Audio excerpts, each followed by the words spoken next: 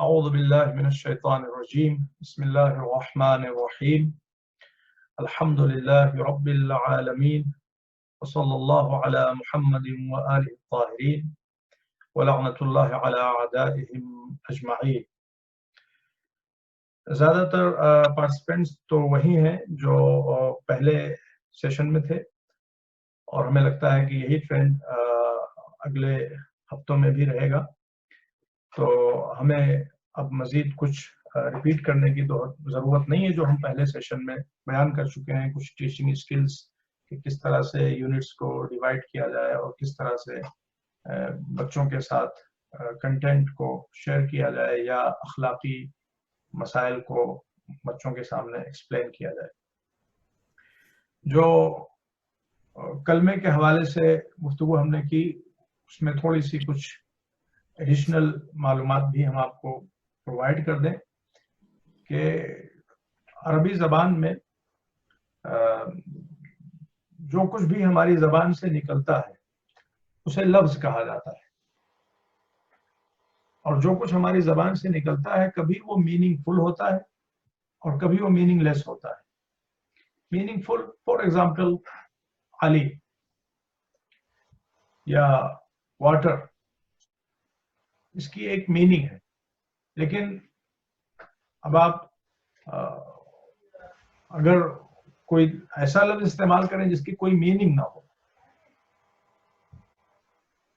For example جو ہمارے یہاں عام طور سے رائج ہے پانی وانی، تو پانی کی تو میننگ ہے but Wani doesn't have any meaning, تو پانی اس کو کہا جائے گا کلمہ اور وانی کو کہا جائے گا محمد۔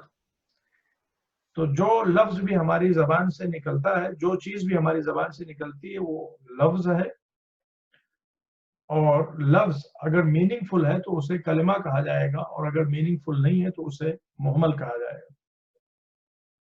اور وہ جو چیز میننگ فل ہوتی ہے کبھی وہ کمپلیٹ ہوتی ہے، یعنی اس کے اوپر اگر آپ خاموش ہو جائیں تو سامنے والا سمجھ جائے گا کہ آپ کیا کہنا چاہ رہے ہیں، اور کبھی وہ چیز کمپلیٹ نہیں ہوتی، اس کے بعد کچھ اور بھی ضرورت ہوتی ہے۔ سامنے والا اگر آپ وہاں پہ رک جائیں تو پوچھے گا کہ واٹ ڈو یو مین، مثلا آپ صرف کہیں پانی یا آپ صرف کہیں زید، تو سامنے والا پوچھے گا کہ واٹ ہیپنڈ ٹو زید، تو یہ کلام نہیں ہے، یہ کلمہ ہے مگر کلام نہیں ہے۔ لیکن اگر بات مکمل ہو جائے، زید کو ہم نے آج دیکھا، تو یہ جملہ ہے اور یہ کلام ہے۔ تو لفظ جو کچھ بھی ہماری زبان سے نکلتا ہے اسے لفظ کہا جاتا ہے، پھر اس کے بعد میں اگر وہ میننگ فل ہوتا ہے تو وہ کلمہ ہے، اور اگر میننگ فل نہیں ہے تو محمل ہے، اور اگر میننگ فل پلس اس کے اوپر خاموش ہو جانا صحیح ہو تو اس کو کلام کہا جاتا ہے، اور اگر اس پہ خاموش ہونا صحیح نہ ہو تو ظاہر سی بات ہے وہ کلام کے دائرے میں نہیں آئے گا۔ تو یہ صرف وضاحت، اور یہ جو لا الہ الا اللہ محمد رسول اللہ علی ولی اللہ ہے، اس کو کلمہ کیوں کہا جاتا ہے؟ عین ممکن ہے کہ اس کو کلمہ کہا جاتا ہو اس لیے کہ معصومین علیہ الصلوۃ والسلام نے اس کے لیے کلمہ استعمال کیا ہے، اور وہ مشہور حدیث جو امام علی رضا علیہ السلام نے بیان کی، جو امام علی رضا سے پہلے کے بھی معصومین علیہ السلام ہیں انہوں نے بھی سملر حدیثیں بیان کی ہیں، کلمۃ لا الہ الا اللہ حسن۔ تو لا الہ الا اللہ اگرچہ ایک کلام ہے، یعنی اس پر بات مکمل ہوتی ہے اور اس کے بعد کوئی ڈاؤٹ نہیں رہ جاتا، کوئی کوشچن نہیں رہ، دیر از نو گاڈ بٹ اللہ، لیکن اس کو بہرحال کلمہ کہا جاتا ہے۔ تو یہ امام علی رضا علیہ السلام کی زبان پہ لفظ آیا، اور اس سے پہلے معصومین علیہ السلام کی زبان پہ لفظ آیا، یہاں سے کلمے کی اصطلاح وجود میں آئی ہے۔ لا الہ الا اللہ محمد رسول اللہ علی ولی اللہ، کلمۃ لا الہ الا اللہ حسنی، کلمہ لا الہ الا اللہ میرا فورٹریس ہے، اللہ کا ارشاد ہے، اور جو اس فورٹریس میں داخل ہو جائے گا وہ نجات یافتہ ہو جائے گا۔ اور پھر اس کے بعد میں امام نے بھی فرمایا وہ انا من شروطہا، اور ولایت اہل بیت شرطوں میں سے ہے کہ جن کنڈیشنز کا اور شرطوں کا پایا جانا ضروری ہے لا الہ الا اللہ کے ساتھ. تو اب ہم اسکرین آپ لوگوں کے ساتھ شیئر کرتے ہیں اور جو یونٹس ہیں گریڈ 3 اور گریڈ 4 کے ان پہ ایک نظر ڈالتے ہیں اور دیکھتے ہیں کہ ان کو کس طرح سے بچوں کو ڈیلیور کرنا ہے. تو یہ ہم نے سیپریٹ فائل بنا لی ہے گریڈ 3 کے لیے اور پھر اس کے بعد میں گریڈ 4 اسی سے ملتا جلتا ہوگا تو اس کو بھی ایک نظر دیکھ لیں گے. تو جس طرح سے ہم نے وضاحت کی کہ جب آپ کتاب پڑھانا چاہیں تو اس کے ٹیبل آف کنٹینٹ کو آپ دیکھیں، بلکہ بہتر یہ ہے کہ پوری کتاب کو آپ پہلے ایک مرتبہ خود پڑھ لیجئے. جب آپ کو کوئی چیز ٹیچ کرنا ہو تو آپ کو مہینہ دو مہینے پہلے آپ کو پتہ چل جاتا ہے، تو آپ اسی دوران کتاب حاصل کر کے اس کو ایک نظر سرسری طور پہ صحیح آپ پڑھ ڈالیں. اس سے جب پوری کتاب آپ کے ذہن میں ہوگی تو آپ کو اچھی طرح سے آئیڈیا ملے گا کہ کس طرح سے آپ کو کتنا کس سیشن میں ڈیلیور کرنا ہے. جنرلی 28 سیشنز ہوتے ہیں، 28 سے 30 سیشنز، تو اس کے اعتبار سے آپ کو سب کچھ ڈیوائڈ کرنا ہوگا تاکہ بچوں کو ایکولی اور صحیح طریقے سے سسٹمیٹک انداز سے آپ سارا کورس پڑھا سکیں. نہ آپ کے پاس یونٹس کی کمی ہو اور نہ آپ کے پاس ڈیز کی کمی ہو. ایسا نہ ہو کہ یونٹس ابھی باقی رہ جائیں اور یعنی ڈیز آپ کے ختم ہو جائیں، اور ایسا بھی نہ ہو کہ ڈیز ختم ہو جائیں، 28 سیشنز ختم ہو گئے اور یونٹس ابھی تک کور نہیں ہو پائے، یا یہ کہ یونٹس کور ہو گئے اور ابھی 10 سیشنز باقی رہ گئے. تو ان چیزوں کو اوائڈ کرنے کے لیے ایزیلی ایسا کیا سکتا. مدرسے میں ایک کامن پرابلم ہے، بہت سے ٹیچرز کمپلین کرتے ہیں کہ یونٹس ہمارے ختم ہو گئے. تو اس کی ایک وجہ یہی ہوتی ہے کہ انہوں نے پہلے سے اس کو اچھی طرح سے مینیج نہیں کیا، اس کو بریک ڈاؤن نہیں کیا. اگر وہ اچھی طرح سے مینیج کرتے، بریک ڈاؤن کرتے کہ کتنے سیشنز ان کو پڑھانے ہیں اور جو کچھ ان کے پاس کنٹینٹ ہے اسی کو ان کو وہ دیکھتے ہیں کہ بھائی یہ یونٹ نمبر 1 ہے تو سمجھتے ہیں کہ یونٹ نمبر 1 کا مطلب پورا ہم کو پڑھا دینا ہے. لیکن ایسا نہ کیجیے آپ، چونکہ آپ دیکھیں گے اس میں تو یونٹ نمبر 1 یا یونٹ نمبر 2 یا 3 جو کچھ بھی ہے بہرحال وہ بہت بڑے ہیں. تو اگر آپ پورا ایک دن میں پڑھا دیں گے تو that will be just a reading session, and you are not supposed to be leading a reading session, you are supposed to be leading a teaching session. There is a huge difference between reading and teaching. Reading میں کیا ہے کہ بس ہمیں پڑھ کے اس کو ختم کرنا ہے. Teaching میں کیا ہے کہ ہمیں سامنے والے کے اعتبار سے اس کو پڑھانا ہے، اس کو سمجھانا ہے، چیزوں کو ایکسپلین کرنا ہے، اسٹیبلش کرنا ہے. اصل مقصد یہ تو نہیں ہے کہ کتاب ختم ہو، اصل مقصد یہ ہے کہ بچے سمجھیں، سیکھیں. That takes time. تو بہرحال یہ گریڈ 3 کا پہلا یونٹ ہے عقائد سیکشن کا. عقائد اور احکام جیسا کہ پہلے بتا چکے ایک ساتھ پڑھائے جاتے ہیں. تو اس میں آپ ایسا کیجئے کہ 20 منٹ عقائد کے لیے رکھیے اور 20 منٹ احکام کے لیے رکھیے. The tree of Islam، یہ جو ہے the tree of Islam، اسلام ایک درخت کی طرح سے ہے. جس طرح درخت میں جڑیں ہوتی ہیں، یہ ایک اچھی اگزامپل ہے اور اللہ رب العزت نے قرآن میں بھی یہ لفظ استعمال کی ہے. یہ آپ کے لیے ہو سکتا ہے نئی چیز ہو کہ یہ ٹری آف اسلام، یہ اصطلاح کہاں سے آئی ہے؟ یہ قرآن سے یہ اصطلاح آئی ہے، اس لیے کہ اللہ فرماتا ہے ضرب اللہ مثلا کلمۃ طیبۃ کشجرۃ طیبہ. یہ اللہ رب العزت کا ارشاد ہے، اللہ نے کلمہ طیبہ کی مثال دی ہے شجرہ طیبہ سے، مینس بلیسڈ ٹری سے. اللہ نے بلیسڈ ریلیجن، کلمہ طیبہ سے مراد یہاں پہ اسلام ہے، ریلیجن ہے، اس کی مثال اللہ نے دی ہے بلیسڈ ٹری سے. تو یہ ٹری آف اسلام یہاں سے. تو اب یہ جو ٹری ہوگا اس میں روٹس بھی ہوں گے اور اس میں برانچز بھی ہوں گے. تو جو روٹس آف ریلیجن ہیں ان کو اصول الدین کہا جاتا ہے. اصل کا مطلب ہوتا ہے روٹ اور اصول اس کی پلورل ہے. روٹ، روٹس، اور فرع کا مطلب ہوتا ہے برانچ اور فروع کا مطلب ہوتا ہے برانچز. تو یہاں سے اصول دین اور فروع دین کی اصطلاح نکلی. ظاہر ہے کہ درخت میں اصول دین جڑیں بھی ہوتی ہیں، شاخیں بھی ہوتی ہیں، لیکن درخت میں پھل بھی تو ہوتے ہیں. تو اب وہ پھل شجرہ اسلام جو ہے اس کے کیا ہے، یہ لفظ روایتوں میں تو نہیں بیان ہوا ہے، لیکن جو انسان سوچ سکتا ہے وہ یہ ہے کہ جڑیں جو ہیں ان کو اصول دین کہا جاتا ہے، اور شاخیں جو ہیں ان کو فروع دین کہا جاتا ہے، اور جو ثمرات ہیں، فروٹس ہیں اس اسلام کے بلیسڈ ٹری کے، اس کو اخلاق کہا جاتا ہے۔ وہ ہمارے پریکٹیکل اسپیکٹس ہیں، ہمارے ایتھیکل سسٹم ہے، اور ہم کس طرح لوگوں کے ساتھ پیش آتے ہیں، وہ فروٹس ہیں۔ بہت سے لوگ ایسے ہوتے ہیں کہ جن کو جڑ سے کوئی کام نہیں ہوتا، شاخ سے کوئی کام نہیں ہوتا، لیکن فروٹ ایسی چیز ہے درخت کی کہ جو ہر انسان کو اٹریکٹ کرتی ہے۔ تو اخلاق اسی لیے اتنا امپورٹنٹ ہے کہ اخلاق اس شجرہ طیبہ کا فروٹ ہے، اس لیے کہ لوگوں کو کیا پتا کہ ہمارے دل میں کیا ہے، ہم کس چیز کو مانتے ہیں، کس چیز کو نہیں مانتے، ہمارے عقائد کیا ہیں، ہمارے بلیفز کیا ہیں۔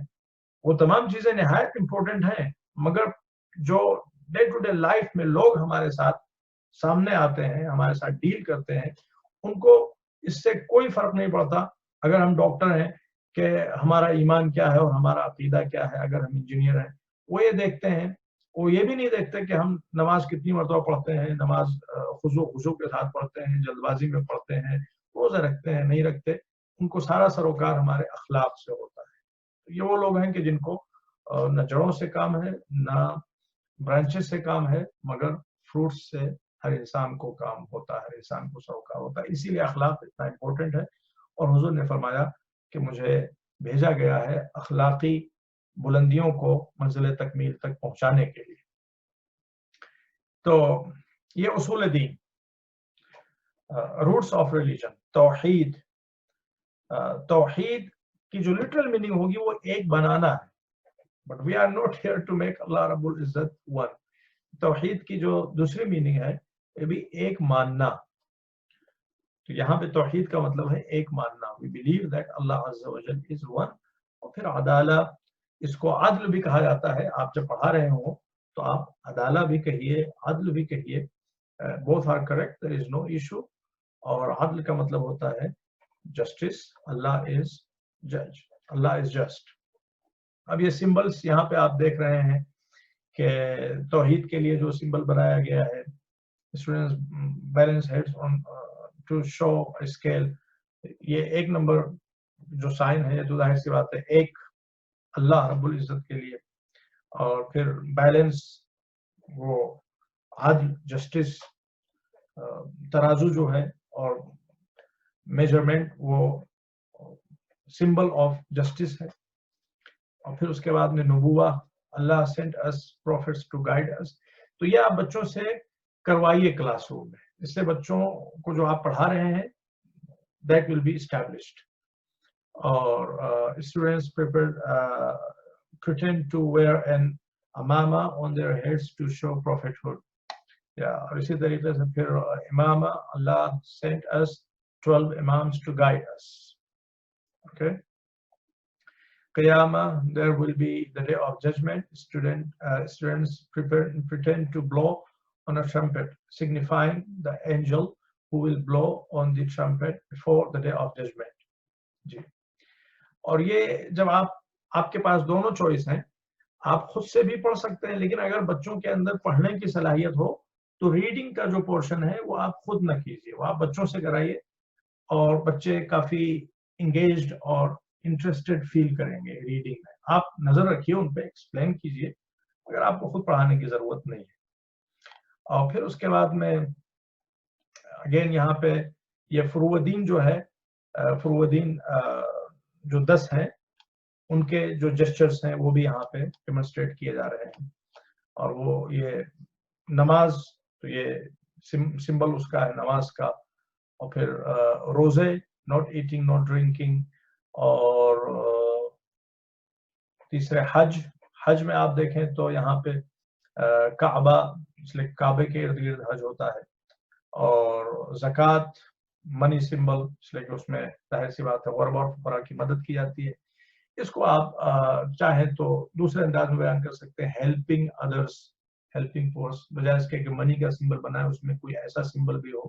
آئی think that would be better کہ یہاں پہ ہیلپنگ سینٹر ہیلپنگ سمبل بنایا جاتا، اس لیے کہ زکوٰۃ کا مطلب منی گین کرنا تو نہیں ہے، منی دینا ہے، لوگوں کی ہیلپ کرنا ہے۔ اور پھر خمس کا سمبل جو یہاں پہ ہے وہ 1/5، اور جہاد، ہولڈ پریٹینڈڈ سورڈ، اور پھر اس کے بعد میں امر بالمعروف، انوائٹنگ پیپل ٹورڈ گڈ، اور اسٹاپ ادرس فرام بیڈ، یہ نہی عن المنکر کا سمبل ہے۔ تو یہاں پہ نہی عن المنکر، یہ کریکٹ ورڈ جو ہے وہ نہی عن المنکر ہے، بہت سے لوگ اس کو نہیں عن المنکر پڑھتے ہیں۔ سو نہیں عن المنکر از ناٹ کریکٹ، اٹس نہ، نون ہے یا نہ عن المنکر۔ اینڈ 9 سمبل ہے میک اے ہارٹ، یہ ظاہر سی بات ہے تولا، اس کو دونوں طرح سے پروناؤنس کر سکتے ہیں، تولا بھی کہہ سکتے ہیں، تولی بھی کہہ سکتے ہیں۔ اور پھر جو آخری سمبل ہے یہاں پہ وہ ہے تبرہ کا، یعنی دوری اختیار کرنا اور اسے اپنے آپ کو، اپنے کو ٹائٹ رکھنا تاکہ ان کی گندگیاں ہم تک نہ پہنچ سکے، ہم ان سے اپنے کو بچا سکے، اپنے کو پروٹیکٹ کرنا۔ سو دس از کالڈ تبرہ اور تبری، دونوں صحیح ہیں۔ اب یہاں پہ reading the tree of Islam, just as a tree is made up of roots and branches, یہ سب پہلے ہم بیان کر چکے ہیں۔ اصول الدین، the roots of the religion، اس میں کیا ہے، بچے کو آپ جو فوکس کریں وہ بار بار اس کو کہیں کہ وہ ریپیٹ کرے، وہ سنائے، ایک بچے کو کھڑا کر کے پوچھیں، دوسرے کو کھڑا کر کے پوچھیں، تیسرے کو کھڑا کر کے پوچھیں، ایونچولی اتنا آپ ریپیٹ کریں اور اتنا زیادہ بچوں سے ریپیٹ کروائیں کہ ان کو یاد ہو جائے گے، یہ ایک بریتھ میں اس کو پڑھ کے سنا سکیں۔ اصول دین یعنی دین کی جڑیں، اصول دین the roots of religion are 5، توحید، عدل، نبوہ، امامہ، قیامہ، اس طرح سے وہ بیان کر سکیں with their meanings۔ توحید، oneness of Allah، نبوہ، prophethood، عدالہ اور عدل، justice of Allah، اس طرح سے meaning کے ساتھ in one breath، in 1 or 2 breath they are able to explain۔ تو جب آپ بچپنے میں اس طرح سے ان کو میمورائز کرا دیں گے that will last for their whole life۔ اور اسی طرح سے پھر فروع دین، the branches of the religion، اور یس، تو جب روٹس جو ہے وہ کمزور ہوتی ہیں تو برانچز سوکھ جاتی ہیں۔ تو جو ہمارا عقائد سسٹم ہے that is really important, because if our عقائد system is feeble and weak then definitely our practices will also be weaker۔ So if someone is not praying properly, if someone is not fasting, or if someone is not giving out zakat or khumus or their financial obligations, or someone is not fulfilling their responsibilities toward community, amr bil ma'ruf, nahy anil munkar, then it means that that individual is weak in aqaid, because aqaid are the roots of this tree of Islam. If roots were healthy, then definitely practices would automatically be healthier۔ Every Muslim has to understand the usul al-Deen to the best of their ability۔ یہ ہم پہلے session میں explain کر چکے کہ by birth مسلم ہونا sufficient نہیں ہے، بلکہ انسان کو خود سے ریسرچ کرنا چاہیے، تحقیق کرنا چاہیے۔ اور اب یہاں پہ آ جائیے، یہ تو جو عقائد کا سیشن تھا وہ حقیقت میں ہم نے اس کو ہاف کر دیا، ہاف ہم نے عقائد کا سیشن سمجھ لیجیے پڑھا دیا، اور اب جو سیکنڈ ہاف ہمارے پاس ٹائم ہوگا اس میں ہم جو فقہ یونٹ ہے اس میں سے تھوڑا سا پڑھائیں گے۔ ہم انشاءاللہ آپ کو scheme of work, lesson plan وہ ہم بھیجیں گے، جو گروپ بنائیں گے۔ تو جو لوگ پہلے سیشن میں تھے ان کو ہم ایکسپلین کر چکے ہیں، جو ہو سکتا ہے اگر کوئی نیا ہو آپ پلیز اپنا میسج ہم کو، اپنا نمبر، اپنا ٹیکسٹ کر دیے، نمبر اور نیم، ہم ایک گروپ بنائیں گے، اور جو لوگ اس میں اٹینڈ کر رہے ہیں وہ اس گروپ کے تھرو ہم سے کنیکٹڈ رہیں گے، اور ہم وہاں پہ کچھ چیزیں آپ کو بھیجتے بھی رہیں گے۔ اور پھر اس کے بعد میں اب یہ فقہ ویکیبولری سیشن، تو یہ 5 چیزیں جن کو احکام خمسہ کہا جاتا ہے۔ 5 main categories of all Islamic rulings: واجب، مستحب، حرام، مکروہ، مباح۔ یہ 5 چیزیں ہیں جن کو احکام خمسہ اور 5 categories of Islamic rulings کہا جاتا ہے. تو واجب کا مطلب کیا ہے کہ ظاہر ہے کہ آپ لوگ سب جانتے ہی ہیں, لیکن ہے کہ بچوں کو آپ سمجھائیں کہ واجب means you must perform. If you perform, you will get thawab from Almighty Allah. And all these things, whether wajib, mustahab, haram, makruh, all these are to improve ourselves. یہ چیز ہم ضرور بتائیں. ہمیں اس کو بالکل خشک انداز میں نہیں بیان کرنا چاہیے. ہمیں بچوں کو سمجھانا چاہیے فرام دی بگننگ, ان کی کیپیسٹی کے اعتبار سے جن چیزوں کو اللہ نے واجب کیا ہے, don't consider them kind of burden over you. They are not burden. Allah doesn't need anything. Allah doesn't have any hidden interest. Allah is ghani. Allah is totally independent. We are dependent. We need Allah Azza wa Jal. We need these rules, these regulations. Otherwise, Allah Azza wa Jal doesn't need anything. Those things which were really important for us, without them, we cannot survive. We would end up damaging ourselves, our personality, our lives, our spirituality. Allah Azza wa Jal has made them wajib, and those who are next in line, Allah Azza wa Jal, they were important, but not as important as the first category. The items on the first category, Allah has made them mustahab. So wajib means you have to do. If you do, you will get thawab. If you don't do, you will get sin and punishment. And mustahab means Allah has desired for us to do that. Generally ہمارے یہاں جو مستحب کی understanding وہ ہے کہ اس کو چھوڑ دو. No, mustahab is not supposed to be left behind. Mustahab is also supposed to be performed. بہت سے لوگ اس کو مستحب پڑھتے ہیں. It's not mustahab, it's mustahab. تو ہم کو from the beginning بچوں کو صحیح ٹرمنالوجی اور صحیح اصطلاحات بتانی چاہیے. مستحب, not مستحب. تو مستحب بھی اللہ چاہتا ہے کہ ہم انجام دیں, اور یہ ہماری گروتھ کے لیے, ہم کو امپروو کرنے کے لیے نہایت امپورٹنٹ ہے. ہاؤ ایور, اگر یہ کام ہم نہیں کریں گے تو ہمارا کوئی سیریس ڈیمیج نہیں ہوگا, ہمارا کوئی سیریس نقصان نہیں ہوگا. لہذا اللہ رب العزت نے اس کو ریکمینڈڈ رکھا ہے, but it is meant to be perform. تو یہ مستحب ہو گیا. تو مستحب کی ڈیفینیشن یہ ہوگی کہ اگر ہم اس کو انجام دیں گے تو ہمیں ثواب ملے گا, اور اگر ہم انجام نہیں دیں گے تو ہمیں گناہ نہیں ملے گا. Yes, if you do a wajib act, you get rewarded. If you do not do a wajib act, it is a sin.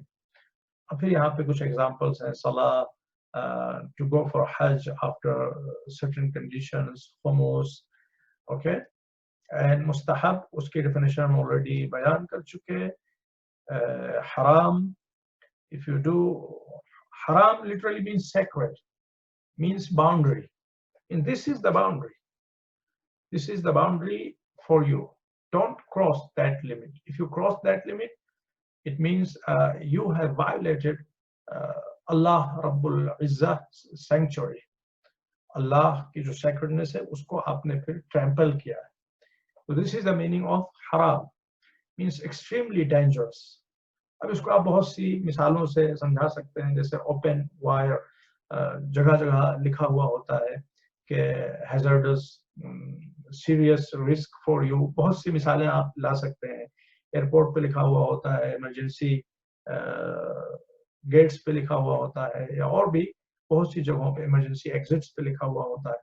تو اس کو آپ جہاں سے ٹرین گزرتی ہے اور وہاں پہ روڈ ہوتا ہے, وہاں پہ سائنس بنے ہوئے ہوتے ہیں, وہ سائنس بھی آپ انفیکٹ لا سکتے ہیں پڑھانے میں, red sign. So if you do a haram act, you get a sin. If you do not do a haram act, you get rewarded. So this is just the opposite of wajib. آپ اس طرح سمجھا سکتے ہیں, is the opposite of wajib.